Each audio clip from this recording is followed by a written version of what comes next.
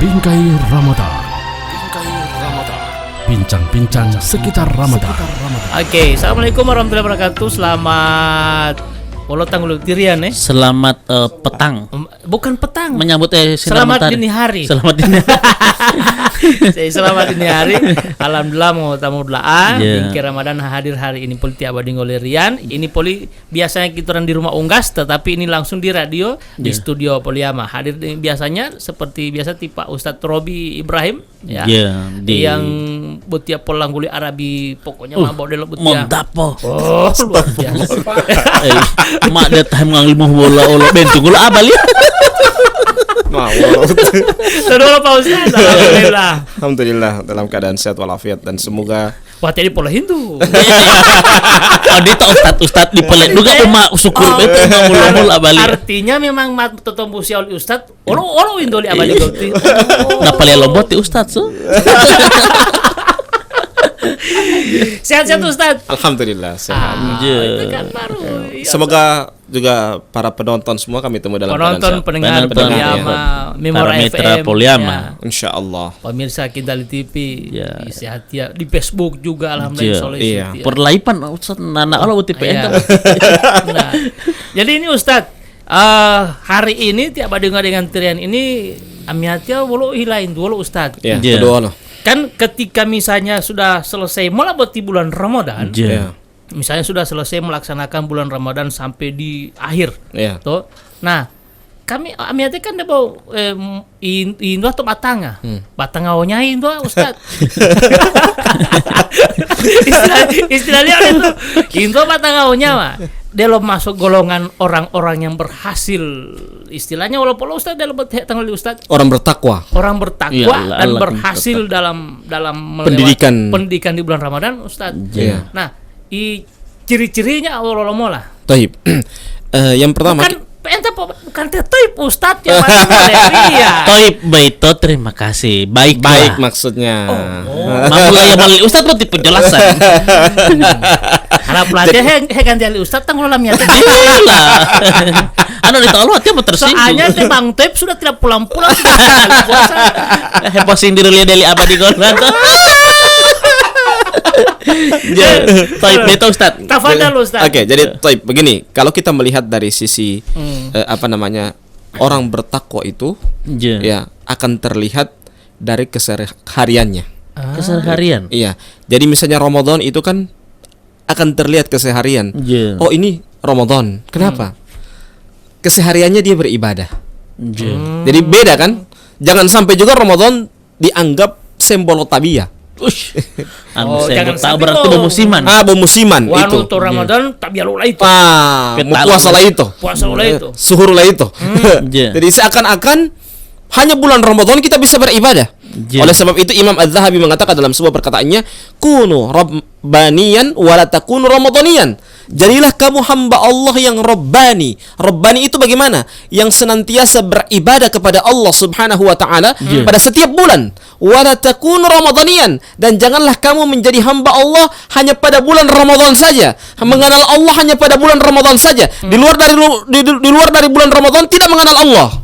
Jangan seperti itu. Itu nasihat dari Imam Az-Zahabi rahimahullahu taala. Jadi kalau kita ingin benar-benar kita beribadah kepada Allah, kita benar-benar cinta kepada Allah, maka buktikanlah ya. Berarti Ramadan yang mendidik kita itu berhasil mendidik kita. Itu nasihat dari Imam Az-Zahabi. Belajar tipe Ustaz ingin ngede latih. Dia mau duit itu lah. Penjelasan. Udah mau duit itu Pak Ustaz memang dengan tegas menjelaskan. Wah wilil dia latih lagi. Itu semangat. Mondo peta-peta mondo boleh mau tukar lah patah suruh mama peta-peta itu Ustaz. Nah Ustaz ini pendidikan seperti apa buti wali Ustaz mak buti di bulan puasa? Nah, jadi lulus dari pendidikan. Lulus kalau kita di sekolah, itu kan ada standar SKL, standar kelulusan. Harap pulma SKL buti. Jadi ada SKL, standar kelulusan. Nah, kita juga di bulan Ramadan juga ada standar bagaimana dia lulus. Nabi suatu ketika naik ke atas mimbar. Ketika Nabi naik ke atas mimbar, didoakan oleh malaikat Jibril. Ya. malaikat Jibril berdoa. Tiba-tiba Nabi ketika naik ke atas mimbar mengucapkan amin 3 kali. Para sahabat bertanya, "Wahai Nabi, ada apa yang terjadi? Ketika Anda naik ke atas mimbar mengucapkan amin 3 kali. Ada apa? Kenapa? Apa yang engkau doakan?" Ya. Jadi sahabat dengan ibu amin-amin. Cuma amin-amin ini karena sahabat tidak melihat malaikat Jibril. Yang melihat itu hanya Nabi kita yang mulia sallallahu alaihi wasallam. Nah, pada saat itu Nabi ketika mengucapkan amin, ya, Nabi amin amin. Nah, sahabat penasaran, apa yang didoakan oleh Nabi ini? Ya, di antara doa Nabi apa? Ragima anfun ayyaqbila ramadhana falayyukfiralah. Celakalah seseorang ketika berjumpa dengan bulan suci Ramadan namun tidak diampuni dosanya oleh Allah Subhanahu wa taala. Maksudnya bagaimana? Ketika dia masuk pada bulan Ramadan, ya, hanya musiman, dia hanya semangat beribadah pada bulan Ramadan saja. Di luar dari bulan Ramadan tidak ada. Berarti dia bukan orang yang tanda diampuni dosanya oleh Allah Subhanahu wa taala. Jadi hati-hati. Kalau kita beribadah, kita harus jujur dalam ibadah kita. Ya. Jadi seperti kita bertaubat, tobatnya jangan tobat makan rica. Tobat makan rica itu bagaimana? Biasanya kan kalau orang makan rica, sudah kepedisan. Sudah kita tidak makan rica lagi. Besok dapat lihat rica dia sikat lagi. Itu namanya tobat makan rica. Saat meluang habis. Sudah dia sudah menyerah. Sudah Jo. Begitu tobat kita tidak makan rica lagi. Ya, setelah dia sudah sudah berlalu hari dapat lihat ada kasubi dengan rica, ada tarase, dia sikat lagi. Wah, itu tobat makan rica. Tobat makan rica. Maksudnya tobatnya tidak sungguh-sungguh. Nanti ada ketika dia bisa bermaksiat lagi, dia bermaksiat lagi. Itu namanya tobat tidak sungguh-sungguh. Pada saat bulan Ramadan nanti bertobat. Seakan-akan memang semua mati besok dia. Padahal setelah bulan Ramadan sudah mulai keluar itu. Mulai keluar kamar lagi cap tikus ya. Mulai keluar lagi semua. Kebiasaannya. Nah, itulah yang harus kita perhatikan bersama pada saat kita mau beribadah kepada Allah Subhanahu wa taala. Kata Fudail bin Iyad, beliau mengatakan dalam sebuah perkataannya, at-taubatu duna ikla'in taubatu kadzabin. Bertaubat tanpa dengan penyesalan itu tobatnya orang berdusta. Jadi hati-hati. Biasakan orang biasa tahun baru, ya Allah ampuni aku. Setelah habis itu sudah dia minum lagi. Memang dari dari jam 10 sampai pagi tidur di di selokan. Pagi tinggal pagi solante. Iya, dan ada istilah ti apa-apa.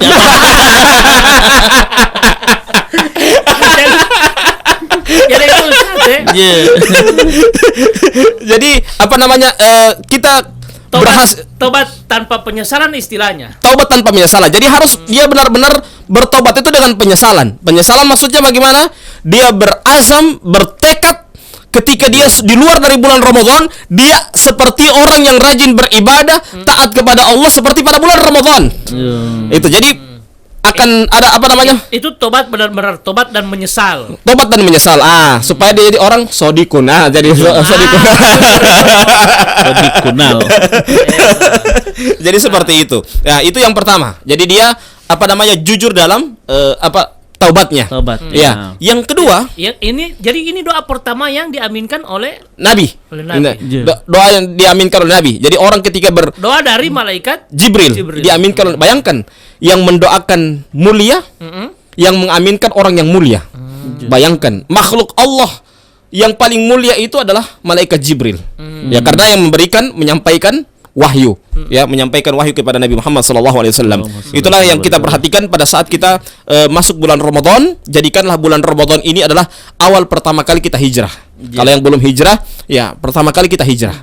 Bertekad, berjanji bahwa saya mulai Ramadan ini sudah mulai mengganti diri saya, maksudnya mengganti dalam artian sudah berubah. Yang awalnya mungkin saya tidak beribadah, saya sudah berubah menjadi orang yang rajin beribadah kepada Allah Subhanahu wa taala. Supaya kita bukan termasuk orang-orang yang seperti tadi kata Fudail bin Iyad, orang yang tidak jujur dalam taubatnya kepada Allah Subhanahu wa taala. Ustadz, itu DP-in Ustadz. Misalnya untuk mencapai ini semua, ini kan butuh proses, apalagi misalnya behil tahun mau dan puasa mampu ati Ustadz. Apa yang harus dilakukan seorang muslim di sisa bulan suci Ramadan yang saat ini sedang berlangsung supaya bisa benar-benar mendapatkan pendidikan di bulan suci Ramadan itu Ustadz? Saya lulus dalam pendidikan Ramadan ini. Iya. kata Nabi Muhammad kata Aisyah radhiyallahu taala anha, Nabi menggambarkan kepada kita Aisyah menggambarkan kepada kita bagaimana sikap Nabi ketika mengakhiri bulan suci Ramadan. Kata Aisyah radhiyallahu taala anha, karena Nabi sallallahu alaihi wasallam istadda mi'zarahu, bahwasanya Nabi Muhammad sallallahu alaihi wasallam itu mengencangkan ikat pinggangnya. Mengencangkan ini dalam artian lebih bersemangat dalam beribadah. Seperti orang yang lari, jangan bawa dari start dia bersemangat lari. Pas finish slow. Harusnya pada saat mendekati finish lebih semangat lagi, lebih gas full lagi. Ya, begitu juga pada saat dia beribadah kepada Allah Subhanahu wa taala. Awal bulan Ramadan ya, dia mungkin slow. Oke. Standar. Bukan juga slow juga, standar. Nah, pada saat dia sudah pada akhir bulan suci Ramadan, dia lebih bersemangat lagi beribadah kepada Allah Subhanahu wa taala. Nabi demikian, ya.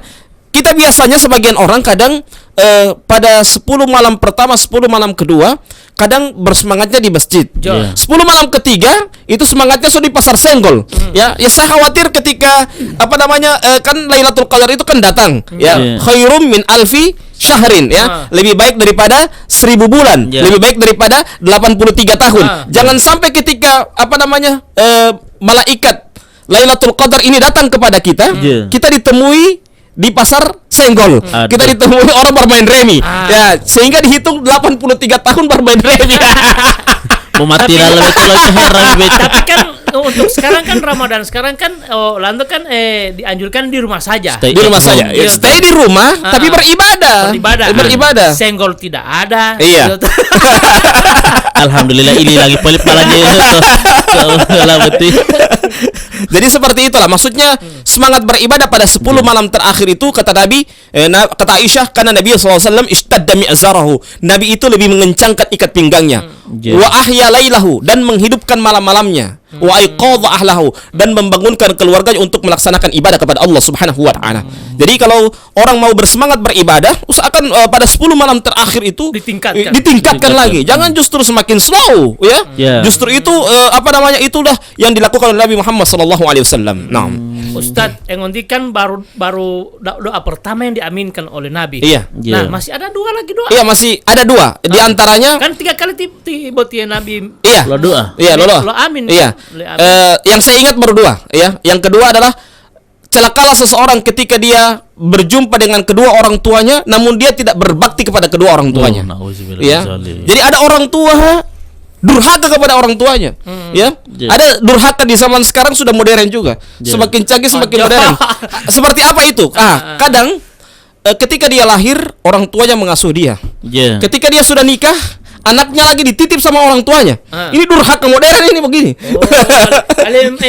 Mama papa dong kau telap malat ya toli to belete tau kenu aja kau nak di motor.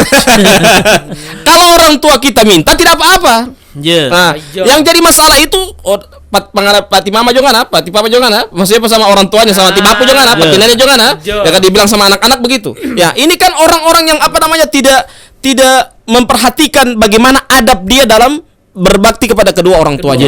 Jadi kalau berbakti itu harusnya dia berbakti jujur dalam berbaktinya. Dalam artian ketika dia punya anak, dia harus kecuali kalau orang tua itu minta anak-anak taruh kartu dulu kita uti.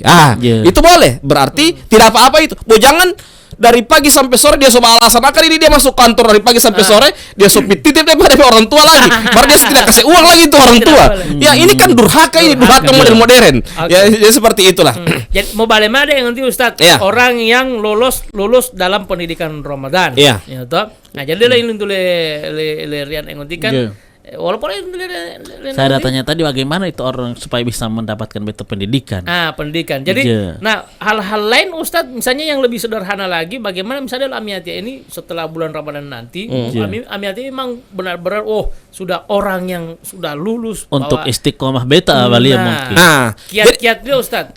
Pertama begini, kiat-kiat kita harus mengikrarkan diri, niatkan dulu dari hati. Itu penting, ya.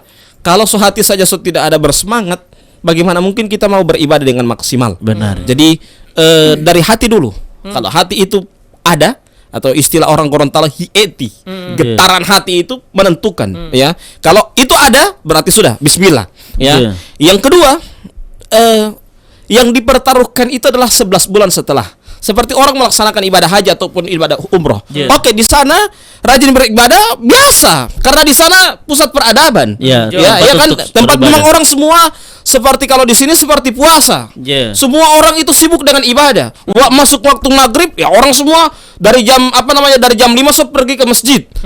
Kalau tidak pergi ke masjid pada waktu maghrib ya jam-jam 5 begitu mau sholat di teras. Ya, jadi memang orang semangat beribadah. Begitu juga kalau misalnya Isya, mereka datangnya jam 6:30, 7:15. Itu kalau di sana biasa. Karena memang peradaban Islam di sana. Ya dipertaruhkan itu adalah ketika dia pulang ke kampung halamannya. Apakah semangat dia beribadah ke tanah suci itu sama dia beribadah di di kampung halaman atau tidak? Jadi kalau semangat beribadah dia di tanah suci sama dengan sama dengan di kampung halaman sendiri, berarti dia tanda bahwa itu hajinya haji mabrur, umrohnya umroh mabrurah.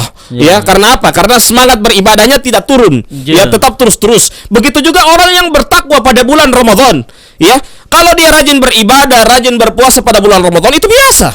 Karena itu musim memang masih ramainya orang beribadah, rajin. Tapi yang dipertaruhkan itu 11 bulan setelahnya. Apakah dia rajin bersemangat beribadah, melaksanakan misalnya puasa Senin Kamis ataupun puasa Daud kalau dia ingin bersemangat lagi. Apakah dia semangatnya itu sama dengan bulan Ramadan atau tidak? Kalau dia sama berarti dia memang benar-benar orang yang berhasil dididik oleh bulan suci Ramadan. Jadi onuhnya itu Ustaz Iya, terlihat dari situ. Ya. Jadi kalau dia bersemangat beribadah, misalnya dia rajin sholat 5 waktu pada bulan Ramadan, di 11 bulan dia bersemangat beribadah, berarti Ramadan berhasil mendidik dia menjadi orang yang bertakwa kepada Allah Subhanahu wa taala. Jadi itu yang dinamakan berarti orang yang berhasil dididik oleh bulan suci Ramadan. Sama dengan orang misalnya orang berilmu, orang menuntut ilmu, sekolah, yang diukur itu bukan di raport. Biasa itu. Bukan sarjananya. Bukan sarjananya, bukan itu. Oke, itu biasa. Tapi yang sangat menentukan itu bagaimana ilmunya bisa diimplementasikan dalam kehidupan sehari-hari. Nah, jadi seperti itu. Contoh misalnya delo anak petani. Piro sekolah dia sebagai lulus kamar dia melalui sarjana pertanian. Toh, dia mahalingai ada lipapa Leo melakukan bertani tapi dengan keilmuannya ya. Dan justru membantu, bukan lagi tradisional, dia kembali sarjana pertanian tetapi dengan keilmuan pertaniannya itu diterapkan, yang lebih modern lagi diterapkan ya. Bukan karena dia sarjana pertanian oleh papa tiam karya toko dia kerja tileng dia sarjana atiam mau lahir kerja tu ule begaga sarjana karena sarjana ya. Justru sarjananya itu harus bisa membantu ya kepada kedua orang tuanya, orang tua atau kampung kampung sendiri. Sama itu betul yang dihapus Ustadz yang lulus dalam pendidikan Ramadan juga seperti itu. Iya. Jadi dia lulusnya kalau di Ramadan biasa. Tetapi yang dipertaruhkan itu 11 bulan setelahnya. Minimal yang minimal membantu orang tua. Minimal ini setelah lulus selesai Ramadan, minimal di rumah tangganya. Iya, di rumah tangganya. Bisa mendidik dulu anak-anaknya, bisa mendidik keluarganya, bisa jadi imam untuk istri. Tapi bukan imam yang lain ya, bukan imam orang lain. Boleh mahra boleh apa boleh te imam itu til malago boleh terima unggas. Memang pol mana na pol ay bet ay untung ibeta ba. Makanya itu ya mulsi popal talali Ustadz Rian yang benar-benar dia lulus dalam pendidikan di bulan Ramadan seperti apa ketika dia selesai bulan Ramadan. Bulan Ramadan. Abalia waktu pertanyaan terakhir karena uti mampu ditawakutu di Ustadz ini kan banyak undangan. Poli mamun apol ti Ustadz Madido. Minta ngapol itu. Minta ya. Nah, Ustadz ini mungkin ada sedikit apol-apol kiat-kiat untuk sahabat-sahabat buti milenial ati oleh yang hari ini juga masih bingung bagaimana menghadapi buti sosial pandemi dan harus terus berjuang untuk bagaimana bisa mendapatkan pendidikan di bulan suci Ramadan ini, Ustadz. Iya. Kalau menghadapi seperti itu, pertama kita harus taat kepada para ulama dan umara. Itu paling penting. Karena apa? Kalau pemimpin memerintahkan, tujuannya satu, untuk kebaikan. Begitu juga ulama. Ulama berfatwa sesuai dengan penelitian. Jadi seperti itu. Sesuai dengan penelitian yang ada. Jadi kalau ulama berfatwa, dia sesuai dengan penelitian yang ada. Kalau diteliti misalnya pandemik ini harus social distancing.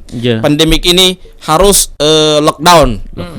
Itu tujuannya baik. Dari kacamata para ulama. Iya, dan seperti juga Imam Syafi'i. Jadi ulama itu berfatwa tidak langsung ini tidak boleh, ini boleh. Tidak. Dilakukan penelitian. Baru kemudian keluar fatwa. Jadi seperti itu. Misalnya tidak bisa sholat di masjid, ya. Jangan salah tanggap. Kenapa ini orang mau beribadah dilarang-larang? Ya itu pemikiran orang salah tanggap. Yang dilarang itu bukan ibadahnya, tetapi yang dilarang itu berkumpul-kumpul. Jadi jangan sekarang ada lagi yang sangat lucu yang saya temui di lapangan. Mereka tidak mau sholat di lapangan, tetapi berkumpul di satu rumah cari imam datang. Karena itu berat tadi tuh Ustaz. Iya. Makanya ini fenomena Karena itu juga salah satu dorongan bagaimana dia supaya dia ketika selesai Ramadan dia menjadi orang yang lulus dalam pendidikan Ramadan yang tidak sia-sia makanya dia cari imam di rumah yang mana imam tabiatnya Ustaz. Tapi orang berkumpul di situ. Peningkatan ibadahnya Ustaz, peningkatan ibadah. Beda lah. Apa namanya? Kita bukan melarang beribadah. Jadi sekali lagi ya, ulama, umaro itu pemimpin melarang untuk datang ke masjid, jangan disalah tanggapi. Ini pemahaman apa ini? Bukan larangan beribadah. Bukan larangan beribadah, tetapi larangan berkumpul-kumpul. Jadi seperti itu. Jadi mau berkumpul di masjid, mau di rumah kah, itu namanya berkumpul, tidak boleh. Jangan dianggap ini larangan beribadah. Jadi jangan seperti itu. Ya, kalau kita melihat beberapa sejarah, seperti sejarah di wabah ini memang terjadi di zaman dahulu, ada yang di Mekah, ada yang di Mesir. Di Mesir terjadi pun sama dengan di zaman kita sekarang pada bulan Ramadan. Ya, itu mereka apa? Masjid-masjid pada saat itu dikosongkan, ya.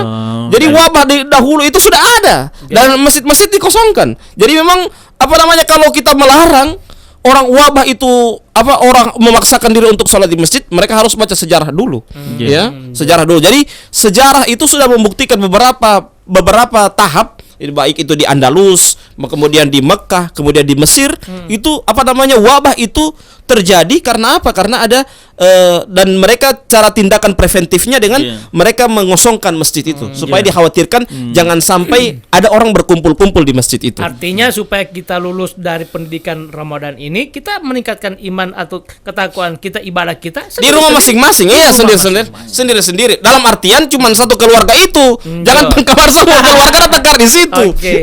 Jadi itulah yang harus kita buka juga nalar kita. Kalau ada larangan, ada perintah, yang kita lihat itu bukan perintahnya, bukan larangannya, tetapi apa tujuannya. Betul. Jadi itu yang penting. Ya. Kalau misalnya ada orang kan bilang itu larangan, kenapa tidak bisa sholat di masjid? Yang kita lihat itu tujuannya apa? Berarti tujuannya tidak boleh berkumpul-kumpul supaya ini virus ini sudah selesai itu. Itu yang tujuannya. Jadi itulah yang harus kita nalar kita ketika menganalisa, itu penting sekali. Terakhir Pak Ustadz, karena yang ngonti mengulima DU ngonti artinya jadi karena supaya itu seperti orang yang lulus dalam pendidikan khususnya di Ramadan, maka peningkatan ketakwaan kita di bulan Ramadan juga di bulan-bulan lain juga kita tetap seperti itu. Seperti itu. Ingat baik-baik, hanya bulan Ramadan yang pergi. Tetapi ibadah kita, puasa kita itu masih ada. Jadi hanya Ramadan yang pergi. Sama juga Ramadan terus-menerus datang kepada kita. Tetapi kita belum ada jaminan untuk berjumpa dengan bulan suci Ramadan. Jadi seperti itu. Artinya ketakwaan, peningkatan ibadah dan semua yang sudah kita lakukan di bulan Ramadan tetap kita lakukan di bulan-bulan yang lain itu. Kalau puasa sunnah juga. Yes, puasa sunnah itu. Bahkan ada puasa sunnah yang pahalanya sama puasa setahun. Ya. Bahkan Nabi mengatakan dalam sebuah hadisnya, "Man shoma Ramadhana thumma atba'ahu sitta min Syawal kana kasiyami dahr." Barang siapa yang berpuasa pada bulan Ramadan, kemudian dia tambah 6 hari pada bulan Syawal, kana kasiyami dahr, maka dia sama dengan berpuasa setahun penuh. Bayangkan, cuman puasa 1 bulan 30 hari tambah 6 hari pada bulan Syawal, pahalanya sama dengan puasa setahun penuh. Bayangkan. Itu pahala orang yang berpuasa Ramadan tambah 6 hari pada bulan. Cuman kalau Syawal begitu biasa taruhannya memang susah sekali. Susahnya karena apa? Teman-teman biasa panggil open house. Itu yang susahnya. Coba puasa kesan, coba sahur lagi malam. DP pagi lagi. Undang, kita mau undang Ut ya, datangkan kita ke rumah Ut ya. Nah, pada kue ada. Akhirnya batal lagi. Jadi artinya Amiatia sudah karena dongko memasuki ngolah hari mulai puasa, ya toh. Insyaallah. Jadi ini menjadi sebuah motivasi dalam Amiatia untuk peningkatan ibadah. Iya. Itu Ustaz. Terima kasih Ustaz Matias. Sama-sama insyaallah.